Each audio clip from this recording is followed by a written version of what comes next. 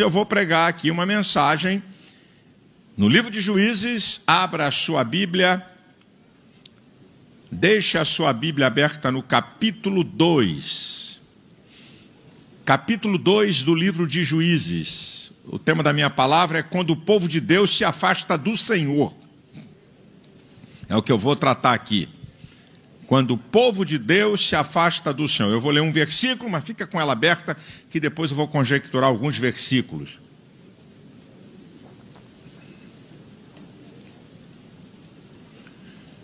Achou Juízes capítulo 2? Diz um amém aí. Amém. Vamos lá. Josué, Juízes e Ruth. Se você não achou é porque você não está lendo o livro de Juízes. Porque senão você já sabia onde é que ele estava. Se está procurando, se está fazendo isso aqui, é porque você não está fazendo a leitura que eu estou recomendando. É verdade, meu irmão. Ué, se você está lendo todo dia, você sabe onde é que está Juízes, pelo amor do Senhor Jesus? Desculpa, te achei, mas é verdade. Bem, aqui comigo, olhe para mim aqui, por favor. O capítulo 2 é um mini Juízes, tá? O capítulo 2 do livro de Juízes, ele resume o livro de Juízes. E dentro do capítulo 2 tem o resumo do resumo que eu vou mostrar aqui em 2 textos. Mas eu quero começar com o versículo 10. Ok? Juízes capítulo 2, versículo 10. E foi também congregada toda aquela geração a seus pais. E outra geração após deles se levantou, que não conhecia o Senhor, nem tampouco a obra que fizera a Israel. A geração que não conhecia ao Senhor. Falha dos pais e falha dos mais experientes e maduros. Falharam. Uma geração que não conhecia ao Senhor, é o que diz o texto, tá? Está dizendo aqui o texto. Nem tampouco a obra que fizera Israel. Então não comunicaram a eles. Então não disseram para eles. Essa história se repete hoje. Quando os pais não transferem para os seus filhos o conhecimento. Ou quando os crentes mais maduros não transferem para os mais novos o conhecimento. O que é que nós estamos transmitindo para gerações novas? O que é? Sabe? Uma transferência de ensino através do conhecimento e a transferência de ensino através do exemplo, de prática. São 2 áreas. Precisamos transferir para gerações futuras o conhecimento através do ensino e transferir para gerações futuras o conhecimento através do exemplo, da prática de vida. Isso aqui é muito sério, minha gente. O que é que os filhos estão olhando para os pais? O que é que os filhos estão vendo? Bem, não vê o pai orar, então também não vai orar. Não vê o pai e a mãe lendo a Bíblia, não quer que filhos leiam a Bíblia. Vê pais que não têm interesse de vir aprender na escola dominical, não vai querer que filhos tenham interesse de vir para a escola dominical. Pais que nunca evangelizam ninguém, que não visitam ninguém, que não discipulam ninguém, que não pregam para ninguém, como é que nós vamos querer que nossos filhos façam isso e os crentes mais novos façam isso? O ser humano vive de modelos de imitação, seja para o bem ou para o mal, inclusive no reino. Uma geração nova foi congregada, como diz o versículo 10. Não conhecia o Senhor, nem a obra que ele fizera a Israel. Qual é o exemplo que eles estão vendo? Dentro de casa, fala mal de pastor, fala mal de irmão, fala mal de igreja. Você quer que teus filhos sejam o quê? Vão ser linguarudo como tu é.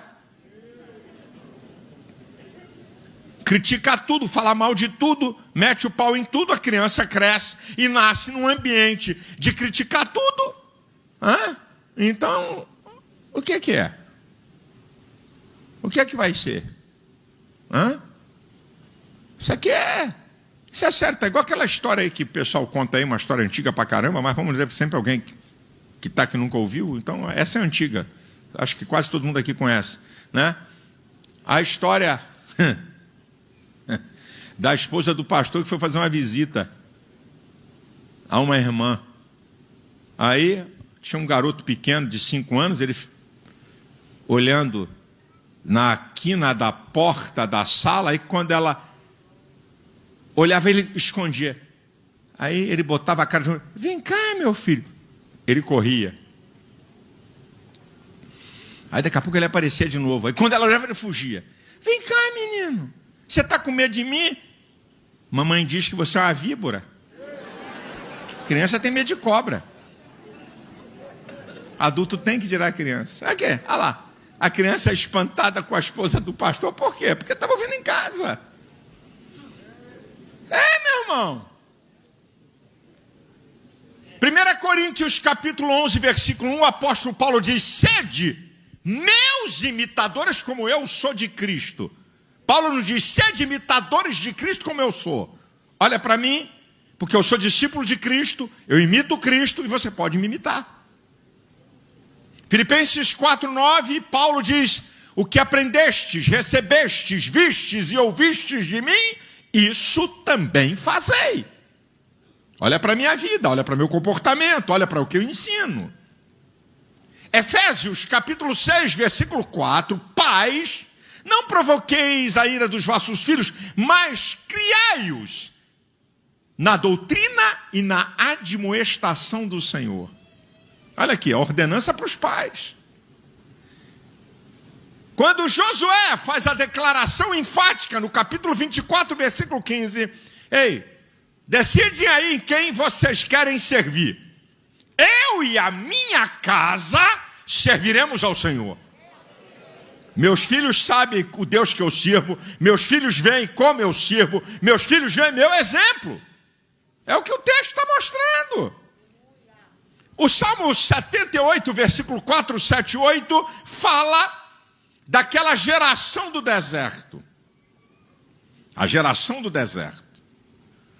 Aí o texto diz: não encobriremos aos nossos filhos nem às gerações futuras os louvores do Senhor, a sua força e as maravilhas que fez, para que eles ponham em Deus a sua esperança e não se esqueçam das obras de Deus e que guardem os mandamentos do Senhor e não sejam como seus pais, uma geração rebelde, quanto mais, que não regeu o seu coração e cujo espírito foi infiel para com Deus. Está falando daquela geração que pereceu no deserto. Falou: olha, vamos deixar essa sucessão de gerações que não conhecem a Deus. Esse é um grande perigo de hoje, meus amigos, meus amados irmãos. Por isso que você vê filho de crente com 6 meses na faculdade ou na universidade, o professor esquerdopata já ganhou. 6 meses, já ganhou. Ué, mas como é que pode? Foi criado na igreja. Foi criado como? Você não sabia que ele não estava dentro da aula da escola dominical. Você estava aqui, eles galhofada lá fora. Tá certo? Como é que é isso? Como é que pode? 6 meses... um mentiroso, inescrupuloso, ateu, contrário a todos os princípios da palavra, ganhou teu filho. Isso aqui é muito sério, meus amados irmãos. Isso é muito sério. Olha o que diz o versículo 20. Vamos lá. Olha o que diz. Pelo que a ira do Senhor se acendeu contra Israel e disse: porquanto este povo transpassou o meu concerto, que tinha ordenado a seus pais, e não deram ouvido à minha voz. Quem não conhece, não tem experiência com Deus, não obedece nem ouve a voz do Senhor. Não tem experiência com Deus? Não tem conhecimento de Deus? Não vai obedecer. Não vai obedecer à voz do Senhor. E qual é a coisa mais importante? Eu já disse aqui numa mensagem há tempos atrás. O que é mais importante que Deus, de maneira firme, quanto mais e permanente, requer de nós? Obediência. Aquilo que todo mundo aqui já sabe de 1 Samuel 15, 22. Tem o Senhor mais prazer em sacrifício do que em que se obedeça a sua palavra? Hebreus 5,9, ele veio a ser a causa de uma eterna salvação para aqueles que lhe obedecem.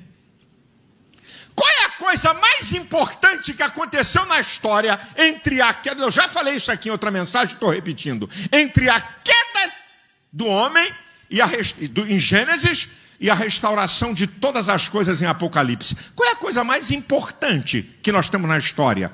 A obediência de Cristo. Meu irmão, aprenda isso aqui, meu irmão. Vou repetindo também, estou repetindo, porque eu já falei sobre isso, mas estou repetindo. Aprenda, meu irmão. Deus, na sua essência plena, não obedece a ninguém. Ele é Senhor. Mas qualquer ser que não seja 100% Deus, Deus não abre mão. Vai ter que obedecer. Nem para Jesus. Jesus, quando abre mão da sua divindade total e passa a ser o Emanuel, o Deus conosco, o Deus homem, não é 100% Deus, tem que obedecer.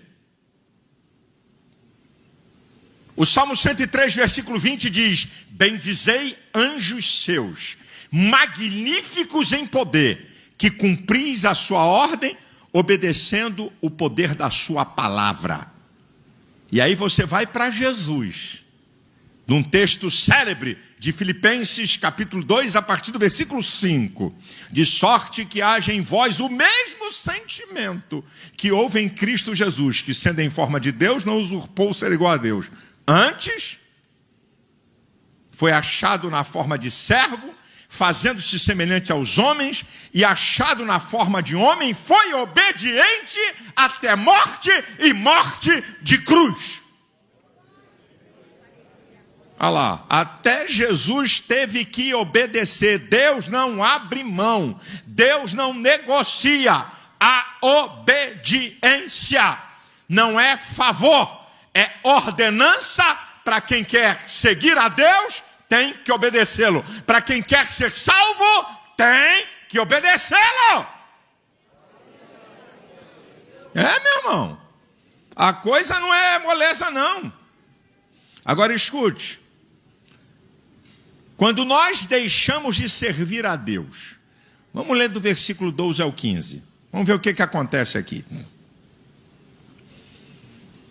E deixaram ao Senhor Deus dos seus pais, que os tirara da terra do Egito. Foram-se após doutros deuses, dentre os deuses das gentes que havia ao redor deles. Encurvaram-se a eles e provocaram a ira do Senhor, porquanto deixaram ao Senhor e serviram a Baal e a Astarote. Pelo que a ira do Senhor se acendeu contra Israel, e o deu na mão dos roubadores. E os roubaram, e os entregou na mão dos seus inimigos ao redor. E não puderam mais estar em pé diante de seus inimigos. Por onde quer que saíam, a mão do Senhor era contra eles para o mal, como o Senhor tinha dito e como o Senhor lhe tinha jurado. Estavam em grande aperto. O que acontece quando nós deixamos de servir ao Senhor? Primeiro, que deixar de servir ao Senhor é uma decisão da sua vontade, é uma escolha pessoal. Não tem diabo que te obrigue você deixar de servir do Senhor, e nem Deus que te abandone para você não deixar de servi-lo. É uma escolha pessoal. Você lembra de Jeremias capítulo 2, a partir do versículo 11, quando o profeta diz: houve alguma nação que deixou seus deuses postos não serem deuses? O meu povo deixou a sua glória pelo que é de valor nenhum. Horrorizai-vos, espantai-vos disto, ó céus. Ficai verdadeiramente desolados, porque o meu povo fez duas maldades. A mim me deixaram o manancial de águas limpas e cavaram cisternas rotas que não retêm as águas. Foi o povo que deixou. Foi o povo que fez uma escolha errada. Agora preste atenção no que eu vou te falar aqui. No mundo espiritual, não existe a possibilidade de você deixar de servir a Deus e ficar neutro. Vou repetir. No mundo espiritual, não existe a possibilidade de você deixar de servir a Deus e ficar neutro. Não, eu não vou mais servir a Deus. Tranquilinho. Também não vou servir ao diabo, não vou obedecer ao diabo. Não tem essa possibilidade. Efésios 4, 27, Paulo está falando para a igreja. Não deis lugar ao diabo. Significa, ou Deus ocupa um lugar, ou se você deixar vazio, quem ocupa é o diabo. Isso aqui é para a igreja, não é para pecador. Não dê lugar ao diabo. Agora, esse texto de Jesus é interessante. De Mateus capítulo 12, do versículo 43 ao 45. Quando o espírito imundo deixa uma pessoa e anda por lugares áridos, ele volta a pensar no descanso e diz: eu voltarei para minha casa. E chegando lá, encontra uma casa vazia, adornada e limpa. Então ele chama mais 7 espíritos piores do que ele. E o último estado desse homem será pior. Olha o que Jesus está falando. Não tem como você deixar a casa limpa e adornada e vazia, porque se deixar vazio, o capeta vem.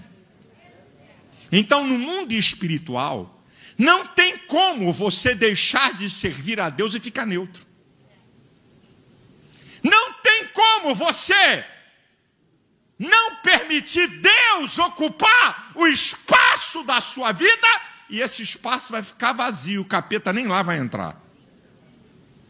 Essa possibilidade é zero. Agora, uma outra verdade. No mundo espiritual, você não tem como servir a Deus e a outros deuses. Não tem como. Por que Jesus fala em Mateus 6,24? Ninguém pode servir a 2 senhores, ou vai amar um, odiar outro, vai servir um e desprezar o outro. Não podeis servir a Deus e a Mamon. Não tem. Não existe a possibilidade de servir a Deus ou a outros deuses. O apóstolo Paulo, em 1 Coríntios capítulo 8, versículo 6, diz: porque para nós há um só Deus, de quem é tudo e para quem vivemos, e um só Senhor, Jesus Cristo, que é sobre todas as coisas e nós por Ele. Para nós só tem isso. E volto para Josué. Escolhe a quem vocês querem servir. Os deuses da além do rio, ou os deuses dessa terra, ou vocês querem servir ao Senhor? Vocês têm que escolher. Não tem como. Não dá para servir a Deus e o mundo. Não tem como. Não tem duas coisas. Ou é um ou outro.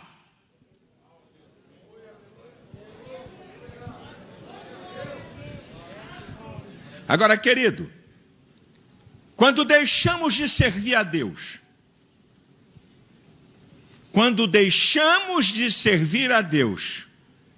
vamos servir aquilo que nos domina e nos destrói.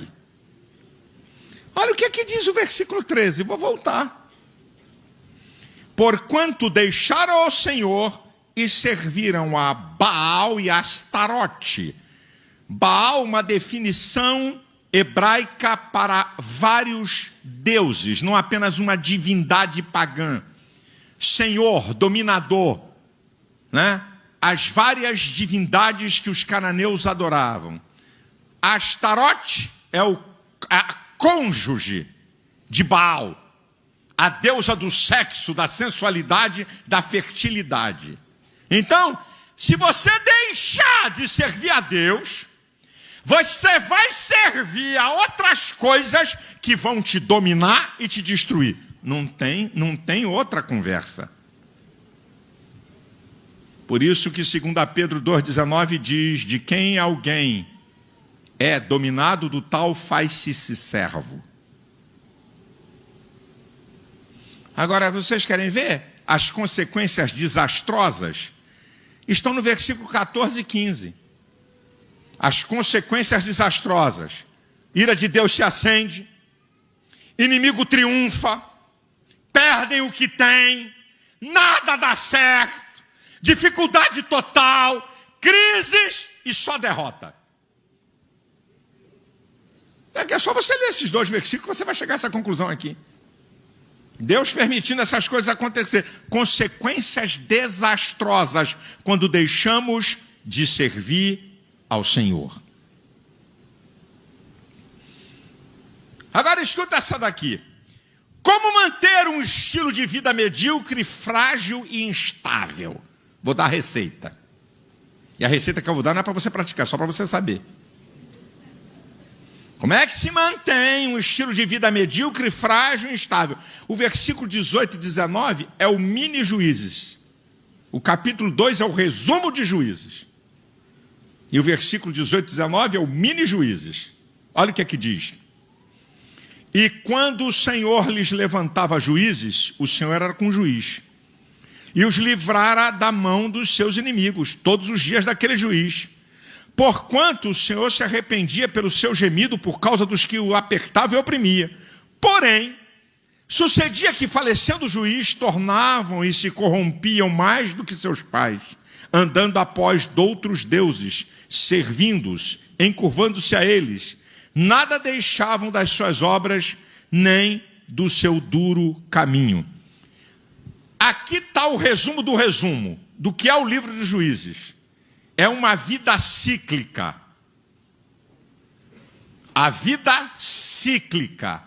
Pecado, servidão, arrependimento, clamor e salvação. Pecado, servidão, arrependimento, clamor e salvação. Eles viviam nessa vida cíclica. O que é cíclico? É movimento em torno do mesmo eixo. Isso aqui é cíclico, não sai disso aqui. Vida medíocre. Não é de crescimento, é cíclico. É a mesma coisa sempre.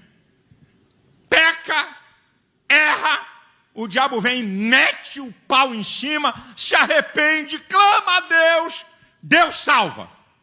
Passa um tempo, volta a pecar, volta a desobedecer, volta para a safadeza, volta para a idolatria, volta para substituir Deus para que não é nada. Aí, juízo em cima, pancada come, couro come, aí vem servidão, aí vem opressão, aí vem escravidão, aí se arrependem, e aí clamam, aí Deus dá escape, aí volta a passar assim centenas de anos. Não foram dezenas de meses, centenas de anos do governo dos juízes, nessa vida cíclica. E é por isso que na igreja hoje tem um monte de gente, fracos. É vida cíclica, fraco. Se escandaliza por qualquer coisa, sua consciência é influenciada por qualquer coisa. O que está lá em 1 Coríntios 8, versículo 9 e 10. Chama de fraco, a igreja dos dons espirituais, e Paulo largando o couro, chamando de fraco. 1 Coríntios 3, a igreja dos dons espirituais. Olha, eu queria falar com vocês como espirituais, mas não dá para falar não, porque vocês são carnais e meninos. Segura aí, outra lambada. Chamou a igreja de Coríntios de fraco, depois chamou de carnais, e depois chamou de menino, não crescem nunca, medíocres. Carnais, brigam por qualquer coisa, brigam por besteira, divisão na igreja. Eu sou do grupo A, o outro é do grupo B, o outro é do grupo C. Eu sou do departamento tal, outro é do departamento não sei o que. Aqui eu já disse, quando eu vejo alguém que quer ser dono do departamento, eu arranco. Na linguagem popular, corta a cabeça. Ah, é dono, é? Ah, virou dono? Sai! Se eu perceber que a pessoa pensa que é dona de algum setor da igreja, sai! Aqui ninguém é dono, dono é o Senhor. Aqui nós somos mordomos, prestamos um serviço para Deus. Em qualquer lugar, e não estamos servindo o homem, estamos servindo a Deus.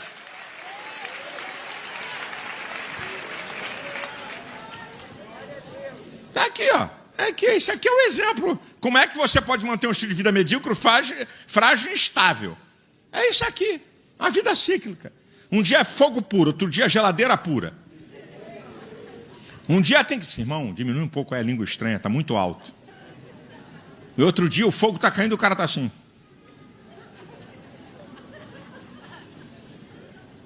E outro dia, irmãos, nós estamos com problemas. Você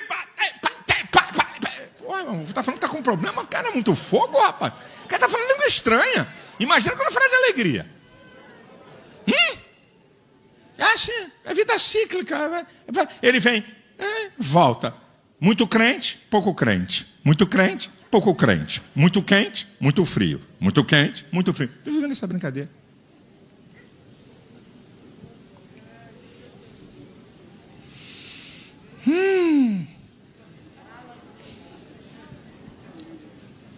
Agora, queridão, querida, o Deus da oportunidade. Olha o versículo 16, um pouquinho antes. E levantou o Senhor juízes que os livraram da mão dos que o roubaram. Meu irmão, o nosso Deus é o Deus da oportunidade. O que Israel fazia de colocar estátuas para substituir Deus, o que esses caras faziam nessa época de oferecer crianças em holocausto, das coisas mais horrorosas, cultuar Deus de sexo, de verdadeiras orgias, de uma bagunça dos infernos, e Deus toma mais uma chance. Ele toma mais uma chance. Vou dar mais uma chance. Vou dar mais uma chance. O nosso Deus é o Deus da oportunidade. Eu fico imaginando Davi, o homem segundo o coração de Deus, comete um adultério e um homicídio. Não é? Aí depois que Natan confronta ele e diz, eu pequei contra o Senhor. Seu pecado está perdoado. Manassés, um cara mau pra caramba, um rei mau, ofereceu criança em holocausto. Deus ficou tão indignado com esse cara, segundo Crônicas 33, que seus inimigos vêm, prende ele entre espinhos e joga ele lá no cárcere inferior. E lá no cárcere inferior, 33, versículo 11, 12 e 13, ele vai buscar a Deus e se humilha e diz assim, então o Senhor se aplacou para com ele e o restaurou. Eita, esse é o Deus maravilhoso, é o Deus da oportunidade. Deus manda o profeta Isaías entrar lá na casa de Ezequias e diz assim, arruma a tua casa que tu vai morrer. Isaías sai, Ezequias vira para o outro lado, começa a chorar, clama a Deus, fala com Deus. Antes que Isaías saísse do pátio, diz assim, eu ouvi a oração dele, volta lá, diz que eu vou dar mais 15 anos.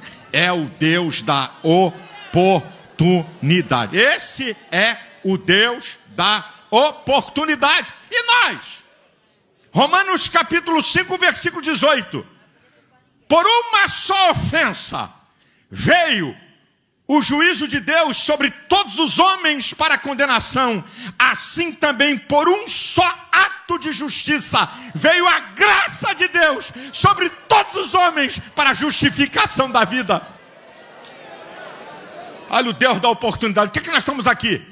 Miseráveis e terríveis pecadores. O que é que nós estamos aqui? É o Deus da oportunidade. Você está aqui porque Deus é o Deus da oportunidade. Nos deu a oportunidade de nos arrepender dos nossos pecados, entregar nossa vida a Cristo, obedecer a sua palavra. Ei, esse Deus maravilhoso que nós servimos é o Deus da oportunidade.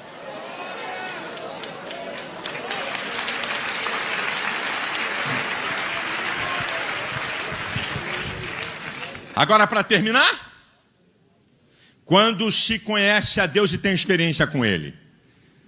Capítulo 2, versículo 7. Quando se conhece ao Senhor e tem experiência com Ele, e serviu o povo ao Senhor todos os dias de Josué e todos os dias dos anciãos que prolongaram os seus dias depois de Josué, e viram toda aquela grande obra do Senhor, a qual ele fizera a Israel. O que eu acho incrível aqui no texto, a primeira coisa, a abertura do versículo, serviu o povo ao Senhor. Quem conhece a Deus e tem experiência com Ele, primeira coisa, serviu o povo ao Senhor. Tem gente que quer se servir de Deus na igreja. E tem gente na igreja que só quer ser servido. Nunca está pronto para nada. Só quer ser servido. Em qualquer área. Não adianta você pedir nada. Trabalho voluntário, nem pensar. Se me pagar alguma coisa, eu faço. Se me pagar alguma coisa, eu até que vou.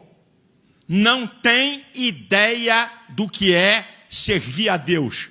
É o pior do tempo, é o pior do talento e é o pior das finanças. Não sabe servir a Deus com o melhor do tempo, o melhor das finanças e o melhor do talento. Não sabem. Não sabem.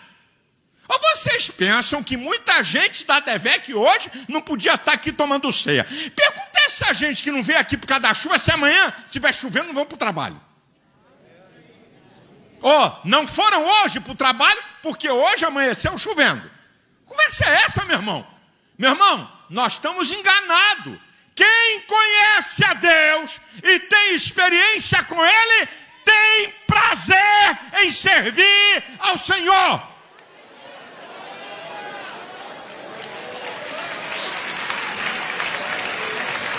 Salmo 100, versículo 2. Servi ao Senhor com alegria e apresentai-vos a Ele com canto.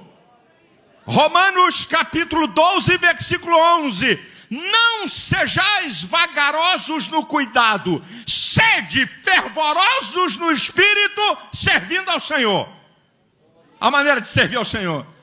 Irmão, então, amanhã, fala comigo amanhã, vamos ver se eu... Vou deixar para amanhã. Semana que vem. Irmão, você não mora na tua rua, tem um crente. Eu acho que é da... Se não for uma casa, é 2 casas depois da tua. Esse irmão está afastado. Vai lá fazer uma visita. Hein? Vamos ver se mês que vem dá. 2 casas depois do cara. Cansado. Luta, tribulação, problema.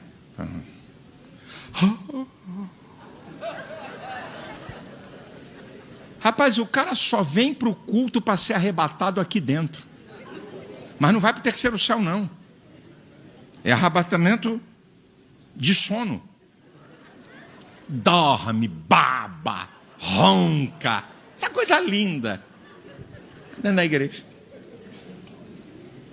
Tudo para Deus é amarrado. Tudo para Deus é difícil.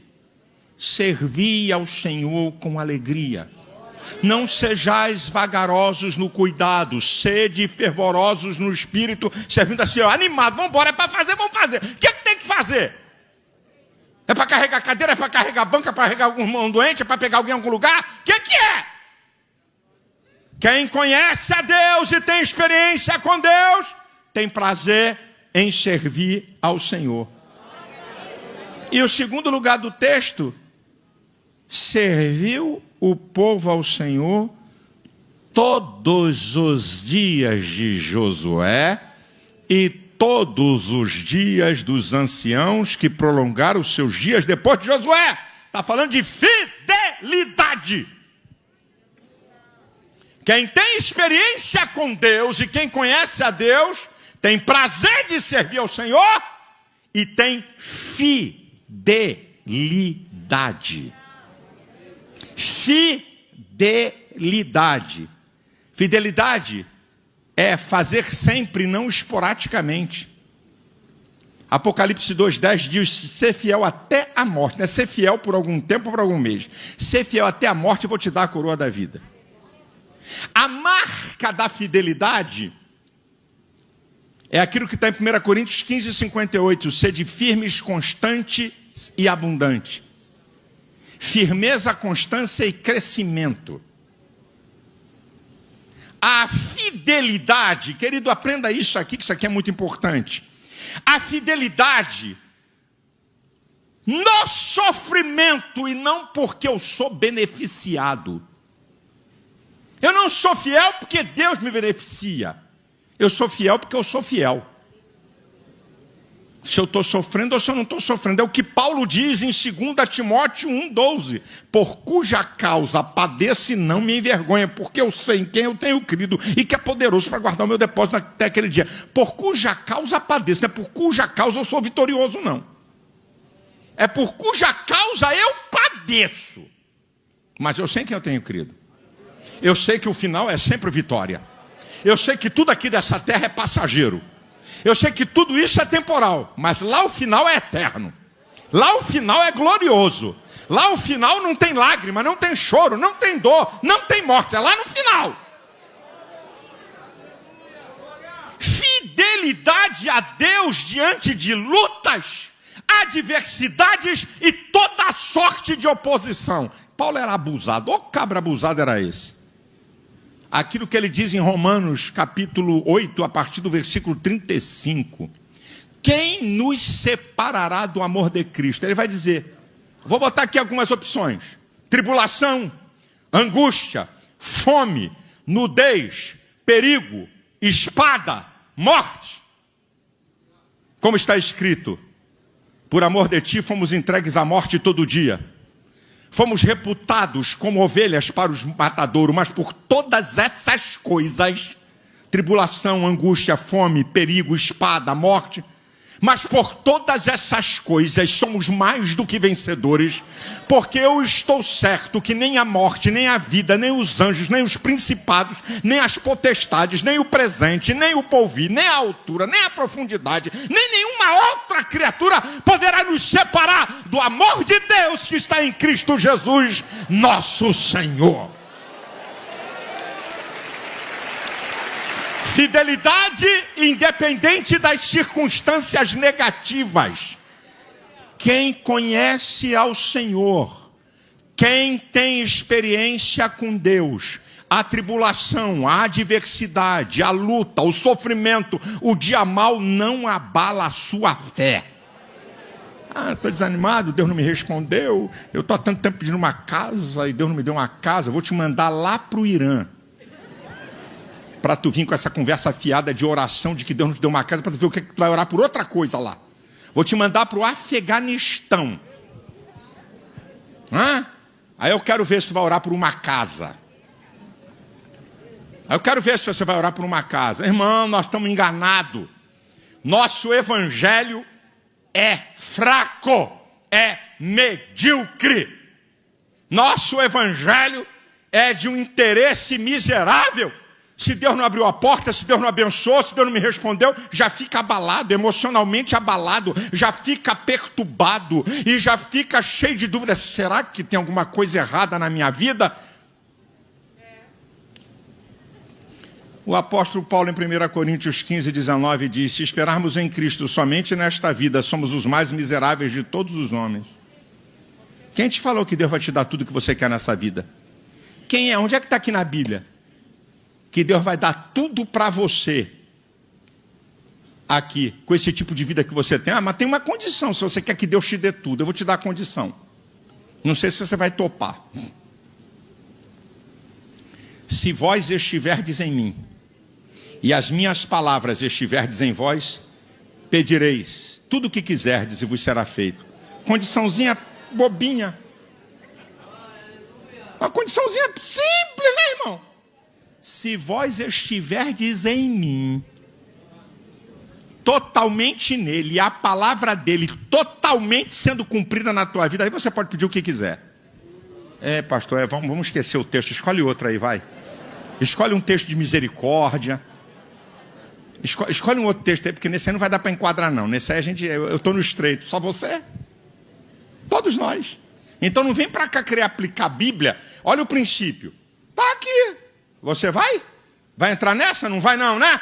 Então, meu filho, vai dando glória a Deus, aleluia. Porque você está vivo. Porque você está na casa de Deus, porque você está na presença de Deus. Apesar de luta, adversidade, faltar um monte de coisa, tribulação, doença, enfermidade, filho problemático, ei! Você está no caminho do céu, você está no caminho da vida eterna. Há um Deus que cuida de você, há um Deus que é Senhor sobre todas as coisas. Ele não vai me dar tudo não, mas Ele abre porta, Ele ouve meu clamor. De vez em quando Ele me responde, outras vezes Ele deixa eu passar pela tempestade para eu aprender. E vai dando glória a Deus e aleluia, meu irmão. E não reclama de nada não, eu sei em quem eu tenho crido. A coisa está feia, a luta é grande, a dificuldade é grande, mas eu tenho Deus, eu me agarro com Ele. Eu vou ser fiel a Ele, eu vou perseverar nele. Eu vou manter meu culto a Ele, eu vou manter minha vida a Ele. Ei, que vida cristã é essa que nós estamos vivendo? Você tem uma escolha: ou viver a geração de Josué, ou viver a geração de juízes. Você só tem uma escolha. O que é que você quer? Ou a geração de Josué, e não enfrentaram luta? Não tiveram que guerrear em Canaã? A geração de Josué. Tiveram que guerrear em Canaã. O pau cantou, o couro comeu. Não foi brinquedo. E aí, aqui nesse livro, aqui no capítulo 2, você vai ver o que é que Deus diz lá no final do capítulo 2. Eu não vou desapossar de uma vez essas nações. Eu vou deixá-las aí para provar a Israel se vai me servir ou se não vai servir. Aí sabe o que eu digo para Silas? Eu digo para mim, eu digo para você. Deus diz assim: eu vou deixar essa lutazinha aí, viu? Eu vou deixar essa adversidadezinha aí no teu lombo. Não vou tirar não. Para ver se você está afim de me servir, de me obedecer. Aqui é Deus falando para o seu povo. Nós somos o Israel de Deus, a igreja é o Israel de Deus. Está aqui, pega o capítulo 2, vai lá. Eu vou deixar essas nações aí. Era para expelir, para arrancar tudo daí. Mas já que vocês não querem me conhecer e não querem ter experiência comigo, e porque não querem me conhecer e ter experiência comigo, não querem me obedecer e me servir, então eu vou deixar eles aí. Eu vou deixar eles aí como chicote em cima de vocês. É isso que Deus está dizendo. Que aí vocês vão me servir, vocês vão clamar, vocês vão gemer, vão ficar santos. E é exatamente isso que aconteceu. É exatamente isso. E Deus está dizendo hoje para mim e para você: não chora não. Não reclama dessa luta não. Por causa dela você está aqui. Senão você estava em casa. Alguns aqui. Por favor, não estou julgando ninguém. E estou falando de mim também. Quanto às lutas e tribulações, eu vou orar mais. Ué, por que não orava mais? Desse jeito, né, irmã? Acontece contigo também, né? Acontece comigo que sou seu pastor. Você pensa que eu sou de outra galáxia. Muitas vezes eu me pego. Dizendo: olha como é que eu estou orando mais. Olha como é que eu estou jejuando mais. Por causa de quê? O sarrafo está comendo. Ué, por que não fez isso? Por que não fez? Quando eu estava lendo esse texto, eu estava lembrando da minha vida, não da vida de vocês, não. Olha, estou entendendo. Valeu, Jeová. Ou você pensa que quando eu vou pregar uma mensagem, estou pregando para você. Primeiro estou pregando para mim, irmão. Aí quando eu li esse texto, eu falei: rapaz, olha que coisa linda. Eu vou deixar aí. Eu ia limpar tudo, ia arrancar essa cambada toda. Mas vou deixá-las aí. Vou deixar aí para vocês se voltarem para mim, porque se eu tirar tudo daí, vocês vão ficar besta, vão esquecer definitivamente de mim, não vão querer mais, nunca mais me servir, me buscar, não vai querer nem mais ser povo de Deus. É o que Deus faz comigo, com você hoje. Querida, aprende uma coisa. O ser humano é a mesma coisa, o que mudou é a tecnologia. Quer a prova? Como nos dias de Noé, assim será a vinda do Filho do Homem. Dia de Noé? Já tem mais de 4.000 anos por dias de Noé. Tem mais de 5.000 por dias de Noé. Olha onde Jeová foi lá atrás, ó. Assim como nos dias de Noé. igualzinho ao ser humano. Ser humano, depois do pecado, é a mesma coisa. O que muda é a tecnologia. A essência do ser humano, um ser desejante, um ser frágil, um ser pecador, é a mesma tralha. Só que muda são as dispensações. Nós estamos na dispensação da graça. E se não fosse ela, nós estava tudo no inferno. Todo mundo condenado. Mas é porque o homem é isso. É a natureza do homem, da natureza do homem. Então Deus, conhecendo quem somos nós, Deus permite que eu e você atravessemos lutas, tempestades, adversidades, para você ficar pianinho, afinadinho. Eu vou ousar dizer, sem fazer pregação de apologia da desgraça e da miséria. Não sou apologista de desgraça e de miséria, mas eu tenho que dizer, tem crente que só vai entrar no céu debaixo de chicote. Se tiver moleza, se desvia. Desculpa, eu não queria falar isso, mas é verdade, eu vou mentir? Não estou fazendo apologia da desgraça. Ai, bate mais, papai. Não estou fazendo isso aí não. Mas tem crente, meu irmão, aliviou, aqui já eu. Aliviava, estava os caras metendo o pé na jaca. Abençoava, estava os caras fazendo besteira. A mesma coisa é Deus. Eu desconfio que Deus deve ter um chicote. Estou falando em tese, tá? Não estou deturpando teologia, não. Estou aqui falando em tese. Por favor, viu, senhores? Pastor Malafaia disse que Deus tem um chicote na mão. Aleluia. 2 Silas, capítulo 10, versículo 59. Mas estou desconfiado. Que Deus deve ter um chicote. Mas quando... Fala aí, segura aí. Aleluia, glória a Deus. Glória a Deus, toma mais uma aí, meu chavo. Ô Senhor, Deus, eu não sou teu servo. Tá me buscando. Que lindo. Tá orando agora. Oh, Senhor, chorou. Que bonitinho. Ele tá chorando. Oh, Senhor, eu sou um desgraçado. Reconhece quem você é. Oh, meu Deus, eu te amo. Eu vou te servir a vida toda. É isso aí. Não reclama, não. Tem um hino aí do cara vai gemendo, geme e chora. Eu não sou da teologia da desgraça, nem da teologia do sofrimento. Eu creio no Deus da prosperidade, eu creio no Deus da bênção, eu creio no Deus da vitória, eu creio no Deus que abre porta, eu creio no Deus que faz milagre, eu creio que Deus pega seu povo e leva para patamares maiores, mas eu também creio que Deus trata cada um, porque conhece profundamente. Então, eu não estou dizendo que você está atravessando luta e tribulação, porque você está... Será que eu sou um desses? Eu vou viver a vida toda assim? Por favor, não estou julgando ninguém. Nem estou dizendo que é o seu caso, porque eu já passei muita luta, muita tribulação, já tomei muita pancada e vou tomar outras ainda. Certo? Mas eu estou falando que isso aqui eu não posso menosprezar como uma verdade. De gente que vive em tribulação intensa. Fica perto de Deus. Aliviou, troca a mulher de 40 por uma de 20, faz uma bagunça do inferno, esculhamba tudo. Aí Deus diz, filhinho, vem cá, vou ter que te tratar assim porque não tem jeito. É igual filho, Deus pai, filho. Como é que você faz na tua casa? Eu trato todos os meus filhos igual. Cuidado com essa afirmação. Tratar igual porque você ama todos, correto. Perfeitamente, tem que amar todos. Agora, quer dizer que um filho rebelde, um filho relapso, você trata ele da mesma maneira que um filho fiel, leal, que estuda e trabalha? Teu senso de justiça está todo equivocado. Que conversa, não, eu dei um carro para esse filho, aqui vou ter que dar para o outro. Esse aqui é trabalhador, esse aqui estuda e corre atrás. Outro é vagabundo, só quer jogar bola no cara. Não vai ter carro não, anda a pé, anda de ônibus, se vira, malandro. Quando você for parecido com isso, eu te dou um carro também. Que? E tem pai... Não, eu trato todo mundo igual. Nem Deus trata todo mundo igual. Pastor, a Bíblia diz que Deus não faz acepção para salvação. Deus não faz acepção para a salvação. Deus não escolhe alguns para a salvação e outros para o inferno. Nós não somos dessa teologia. Agora, para coisas especiais... Deus trata diferente. É só você ler a Bíblia. Quantos Deus chamou o homem segundo o meu coração? Quantos Deus na Bíblia chamou o amigo de Deus? Davi, Abraão. Quantos está na Bíblia que diz assim, com esse aí eu falo cara a cara. Com vocês até falo por revelação, mas com ele aí, com Moisés, é cara a cara. Então não vem para cá com essa conversa que é igual para a salvação. Deus quer salvar todo mundo. Agora, a medida da fé, a medida da mordomia, a medida do serviço, a medida da fidelidade, Deus vai tratar diferente. E é isso que nós temos que entender.